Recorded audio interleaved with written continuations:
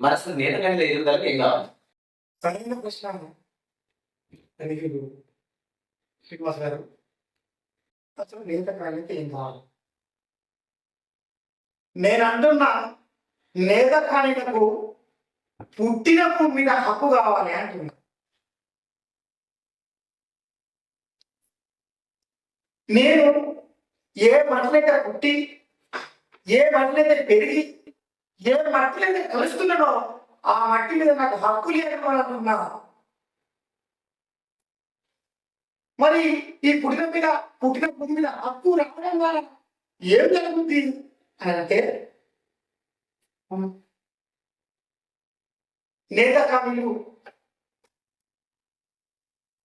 అత్యంత వెనుకబడ్డటువంటి గోదావరి నది తీర పరివాహక ప్రాంతం, లేదా ఒకప్పటి గోండ్వాన ప్రాంతం, లేదా కొండలు కొనగాడు గుట్టలకు ఉన్నటువంటి ఒక అత్యంత వెనుకబడ్డ అడవి ప్రాంతం లోపలే పుట్టిండు, అక్కడనే పెరిగిరు, అక్కడనే సస్తున్నారు అనేటువంటి చాలా స్పష్టం. అదొక ఆదివాసి సమాజం అనేటువంటిది కూడా చాలా స్పష్టం. అదొక ఆదివాసి సమాజం అనేది కూడా స్పష్టం. కానీ భారతదేశానికి స్వాతంత్రం వచ్చిన తదనంతరం ఎస్సీల పరిగణించడం ద్వారా నేతకానిలకు పుట్టిన భూమి మీద హక్కు కోల్పోబడ్డది. కోల్పోబడి ప్రాంతీయ రిజర్వేషన్ పోయింది. ప్రాంతీయ రిజర్వేషన్ అంటే పుట్టిన భూమి మీద పోయింది. తద్వారా ఆ ప్రాంతం లోపల అయితే మేము ఎక్కడైతే నివసిస్తున్నామో, ఎక్కడైతే పుడుతున్నామో, ఎక్కడైతే బతుకుతున్నామో, ఎక్కడైతే సస్తున్నామో, ఏ పంటలు కలుస్తున్నామో ఆ ప్రాంతం లోపల వచ్చేటువంటి హక్కులు ఒక్కటి కూడా మేము పొందలేకపోతున్నాం. ఆ ప్రాంతంలో ఏర్పాటు చేసే సౌకర్యాలు మేము ఒక్కటి కూడా పొందలేకపోతున్నాము. మనతో పాటు కలగలిసి బతికేటువంటి ఆదివాసీలు పొందగలుగుతా ఉన్నారు, మేము అది కూడా పొందలేకపోతున్నాము. ఇట్లా ఇక్కడ 77 సంవత్సరాలుగా ఉదాహరణకు మా ఊరు తీసుకుంటే 5th షెడ్యూల్ ఏరియా ఉంటుంది. ఎలక్షన్ వచ్చిన తర్వాత ఫస్ట్ ఎలక్షన్ మాత్రం జగన్ వచ్చినది, దాని తర్వాత అప్పటి ఇప్పటి వరకు రిజర్వేషనే, ట్రైబల్ రిజర్వేషనే. నేను మా అయ్య సర్పంచ్ కాలేదు, నేను సర్పంచ్ కాలేదు, నా కొడుకు సర్పంచ్ కాలేదు, నా మనవడు కూడా సర్పంచ్ కాలేడు. లేదా ప్రాంతీయ రిజర్వేషన్ కారణంగా నేను అక్కడ ఒక గుంట భూమి కొనుక్కోలేను, ఒక ఎకరం కొట్టుకున్నాను, నాకు బట్ట కాదు. అక్కడ భూమి మీద నాకు హక్కు రాదు లేదు రాదు. అక్కడ ఉద్యోగం మీద నాకు హక్కు లేదు, అక్కడ సంపద మీద నాకు హక్కు లేదు, అక్కడ పరిపాలన మీద నాకు హక్కు లేదు. ఇవన్నీ ఏది కూడా నాకు వర్తింప కావడం లేదు. అందుకే నేను అడుగుతున్నా, నేను ఎక్కడైతే పుట్టి పెరిగి సస్తున్నానో ఆ భూమి మీద నాకు హక్కు కావాలి, ఆ ప్రాంతవాసిని గుర్తించాలి. మరి నిజంగా నేను ఎక్కడన్నా వేరే కానీ వలస వచ్చినా, నేను ఎక్కడ వలస రాలేదు, నేను ఆధారాలు చూపిస్తా. నేను ఇక్కడనే పుట్టినా, ఈ ప్రాంతంలో పుట్టినా. ఈ భారత రాజ్యాంగంలో భారత దేశానికి స్వాతంత్రం రాకముందు, రాజ్యాంగం రాకముందు, అదే 5th షెడ్యూల్ ఏజెన్సీ చట్టాలు రాకముందు కూడా నేను అక్కడనే ఉన్నా, నేను అక్కడనే పుట్టినా. అది అనడానికి నాకు ఆధారాలు ఉన్నాయి. ఈ ఆధారంగానైనా ఈ ప్రభుత్వాలు ఇప్పటికైనా నేతకాయని ఏజెన్సీ ప్రాంత బిడ్డలుగా, గోదావరి నది తీర పరివాహక ప్రాంత బిడ్డలుగా, 5th షెడ్యూల్ బిడ్డలుగా గుర్తించి 5th షెడ్యూల్ మాకు అమలయ్యే విధంగా, లేకపోతే మమ్మల్ని పొందుపరిచే విధంగా ఉండాలి. 170 యాక్ట్లో మమ్మల్ని పొందుపరిచే విధంగా ఉండాలి, మాకు పని వర్తించే విధంగా ఉండాలి. ఏజెన్సీ ఉద్యోగాలు, ఏజెన్సీ సర్టిఫికెట్లు మాకు వర్తింప చేసే విధంగా ఉండాలి. అప్పుడే నేతకాని భవిష్యత్తు తరాలకు పోషించడం తప్ప, లేకపోతే నేత కాని జాతి, నేత కాని తరాలకు అది ప్రమాదమే, అది అభద్రతనే అని చెప్పేసి నేను తెలియజేస్తాను. ఇప్పటికి కూడా ఈ ప్రభుత్వాలు అన్యాయం చేస్తా ఉన్నాయి, ఈ సమాజం అన్యాయం చేస్తా ఉన్నది. కాబట్టి తప్పకుండా అది జరగాలి. భద్రత అంటే నీ ప్రాంతంలో నీ భూమి మీద నీకు హక్కున్నప్పుడే నీకు భద్రత, లేకపోతే నీకు అభద్రతనే. ఎవరికి కావాలి అభద్రత?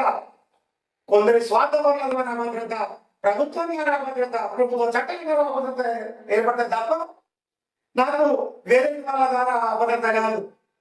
కాబట్టి నేను నన్ను కూడా ఆ చట్టాలలో పొందుపరచాలంటే నేను ఏజెన్సీ వాసులు గుర్తించాలి, అన్న టైంలో గుర్తించాలి, ఇది ఆధారపూర్వకంగా గుర్తించాలని చెప్పి తెలియజేస్తాను.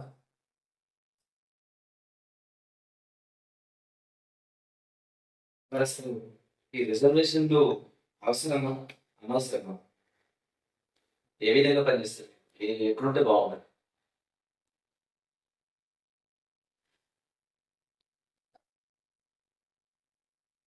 ఇవాళ బీసీ కులాలలో ఏబిసిడి వర్గీకరణ అనేటువంటిది జరిగింది.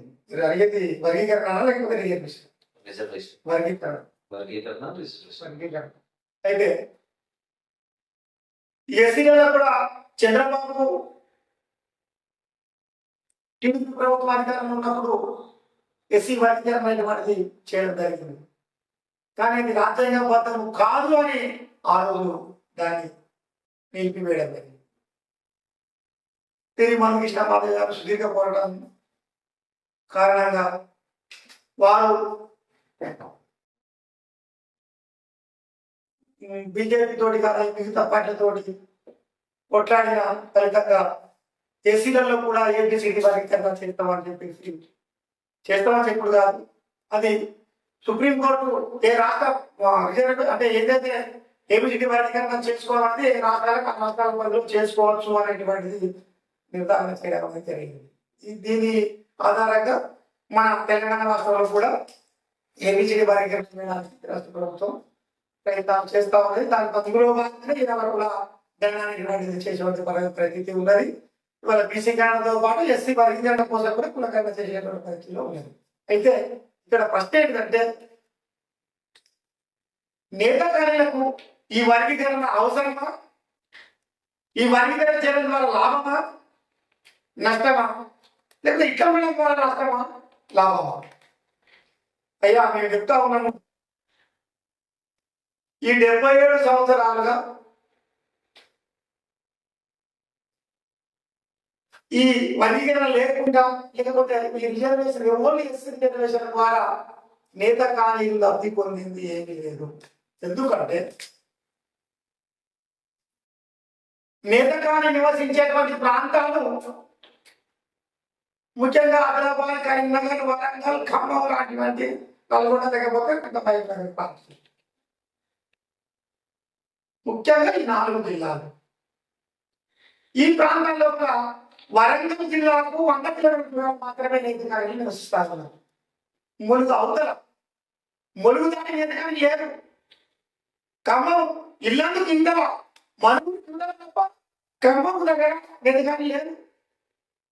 కరీంనగర్ మంత్రి పెద్దపల్లికి ఇతర గోదావరి కరీంనగర్ తప్ప అటు మైదాన ప్రాంతంలో నేతకారులు లేదు. కాబట్టి ఈ 77 సంవత్సరాలుగా ఎస్సీ రిజర్వేషన్ పొందుతున్నటువంటిది మైదాన ప్రాంత ఎస్సీలే తప్ప ఏజెన్సీ ప్రాంత ఎస్సీలు ముఖ్యంగా నేతకారులు అనేటువంటిది లబ్ధి పొందింది పావులెత్తు కూడా లేదు. పావులెత్తు కూడా లబ్ధి పొందలేడు. ఈ రిజర్వేషన్ ఉన్నటువంటి ఎస్సీ కార్పొరేషన్ల ద్వారా వచ్చినటువంటి ఏ లబ్ధి కూడా ఎస్సీలు నేతకారులు పొందలేదు. అంటే నేతకారులు నివసించే ప్రాంతం, ఏజెన్సీ ప్రాంతం, అక్కడ అక్కడటువంటి హక్కులు లేదా అక్కడటువంటి పథకాలు వాళ్ళకు వర్తించవు. ఇక్కడ ఇవి ఇక్కడికి వాళ్ళు రాలేరు, వాళ్ళు అనుకోలేరు. ఎటుగానే పక్షులుగా బతికింది ఏజెన్సీ తరఫు, ముఖ్యంగా ఏజెన్సీ ఉన్నటువంటి నేతకారులు. వాళ్ళ ఏపీసీకి వర్గీకరణ చేస్తామంటారు. ఆ రోజు చంద్రబాబు తప్పు చేసిండు, నేతకాలను తీసుకుపోయి మన ఉపకులాలు కల్పించు. నిజంగా రాష్ట్ర వ్యాప్తంగా మానవులంతా కూడా చైతన్యవంతులు అడ్వాన్సులు ప్రజల ఎస్సీల లోపల ఈ రాష్ట్ర వ్యాప్తంగా అడ్వాన్స్ ఉన్నటువంటి మానవులను నేతగా నేతకాలు ఆటంటున్నాం మేము. నేతకాలు నివసించే ప్రాంతం కొడుకోవ ప్రాంతాలు అంటున్నాం మేము. నేతకాలను సాధ్యమందించిన ఆదివాసులు అంటున్నాం మేము. ఈ రాష్ట్రంలో అత్యంత వెనుకబడ్డ ప్రాంతంలో జీవిస్తున్న నేతలను తీసుకొచ్చి స్థిర వేసి మానవ ఉపకరణలు వేసి స్థిర వేయడం ద్వారా నేతకాలకు జరిగేది న్యాయం కాదు, తీవ్రమైన అన్యాయం, ఇది ద్రోహం అనేటువంటిది తెలియజేస్తాను. ఇంకొకటి చాలా స్పష్టం చేయాలి. ఒకటి ఆ రోజు చంద్రబాబు చేసినటువంటి వర్గీకరణ ఇప్పుడు ఎందుకు అంటే మా నేతకారుల చైతన్యం కారణంగా, చైతన్యం వెనుకబాటుతనం కారణంగా మా నేతకారులు లేరు. నేతకారులు మానవ అప్పుడు చెప్పుకున్నాం, మా నేతకారులు మానవ చెప్పుకున్నాం, మా నేతకారులు లేకపోతే ఇంకా చెప్పుకున్నాం. మా నేతకారుల గురించి తెలియకుండా మేము ముక్కలైనటువంటి పరిస్థితి, మా సంఖ్యాబలం కూడా చాలా స్వల్పమైనటువంటి పరిస్థితి ఈ అధికారుల కారణంగా జరిగిందని చెప్పి తెలియజేస్తాము. కాబట్టి ఇప్పుడు నిష్పక్షపాతంగా నువ్వు ఏ ప్రాతిపాదికన అనేటువంటి వర్గీకరణ చేస్తావు అది తెలియజేయాలి. జనాభా ప్రతిపాదికన, లేకపోతే ప్రజల యొక్క ఆర్థిక సామాజిక రాజకీయ అభివృద్ధి ప్రతిపాదికన, ఏ ప్రతిపాదికన నువ్వు ఈ రిజర్వేషన్ లో ఏపీసీ వర్గీకరణ చేస్తావు చాలా స్పష్టంగా చెప్పాలి. ఇట్లా చెప్పినట్లయితే మేము రెండు జరగంగా కూడా మేము మాకే అర్హత, ఏళ్ళ పచ్చగా అర్హత మాకున్నది. ఎందుకంటే మేము ఆర్థికంగా, రాజకీయంగా, సామాజికంగా మేము అత్యంత వెనుకబడినటువంటి ఆదివాసులతో కలిగినటువంటి ఉన్నటువంటి భక్తులు మేము పొందుతున్నాము. కాబట్టి నువ్వు ఆర్థికంగా, రాజకీయంగా, సామాజికంగా చూస్తే మేము మీ అందరికంటే వెనుకబడ్డాము, మాది కంటే కూడా మేము వెనుకబడవాళ్ళమే. రెండవది, ఈ రాష్ట్రం లోపల మానవ మాదిగా తర్వాత నేతకంగా పెద్ద సంఖ్యగా ఉన్నటువంటి పరిస్థితి. మాకు సపరేట్ ఒక సీనా బీనా మాకు కనిపించాలి.